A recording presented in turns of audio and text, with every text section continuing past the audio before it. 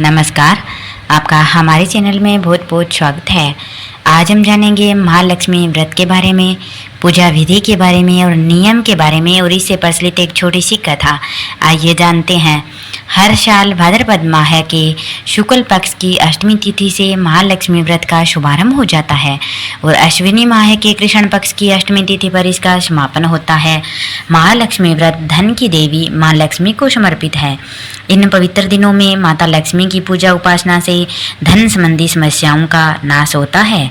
इस साल महालक्ष्मी व्रत 11 सितंबर से लेकर 24 सितंबर तक रहने वाले हैं। महालक्ष्मी के व्रत का हिंदू धर्म में बहुत ही महत्व माना गया है और यह एक प्रमुख व्रत भी है जिसमें लक्ष्मी जी की आराधना की जाती है। यह व्रत विशेष रूप से महिलाओं द्वारा किया जाता है, लेकिन पुरुष चाहे तो इस व्रत को रख सकते हैं। इस व्रत का मुख्य उद्देश्य परिवार की सुख समृद्धि और धन संपत्ति की प्राप्ति है। ऐसा माना जाता है कि महालक्ष्मी व्रत करने से देवी लक्ष्मी की कृपा प्राप्त होती है और जीवन में आर्थिक संकट दूर होते हैं।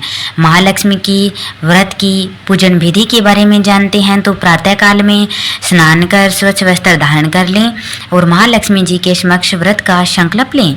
पूजा के स्थान पर लक्ष्मी जी की प्रतिमा स्थापित करें। उन्हें फल, फूल, हल्दी, चावल, कुमकुम, दीपक, अगरबत्ती और मिठाई अर्पित करें। इसके बाद वहीं बैठकर महालक्ष्मी स्तोत्र का पाठ करें।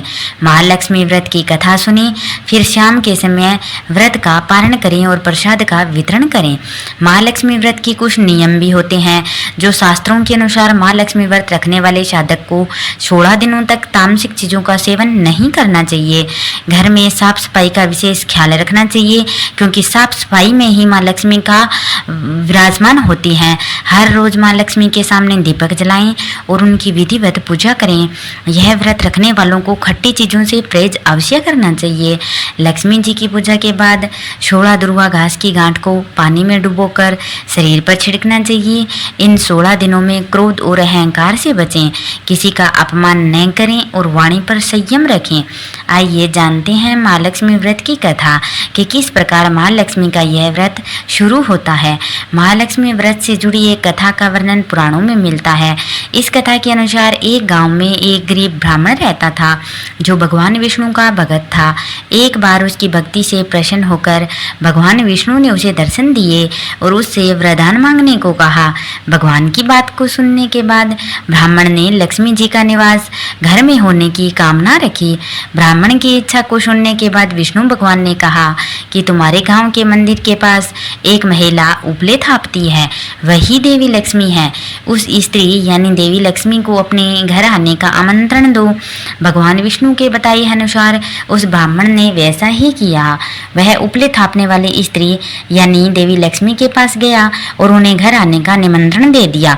उसकी बातों को सुनकर देवी लक्ष्मी समझ गई कि यह काम जरूर भगवान विष्णु का है।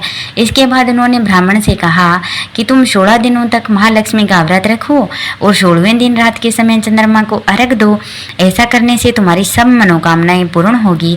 ब्राह्मण ने देवी की बातों को सुनकर विधि विधान से महालक्ष्मी का व्रत रखा और 16वें दिन लक्ष्मी जी ने अपना वचन निभाया। तब से महालक्ष्मी का व्रत भारत के लोगों द्वारा रखा जाने लगा।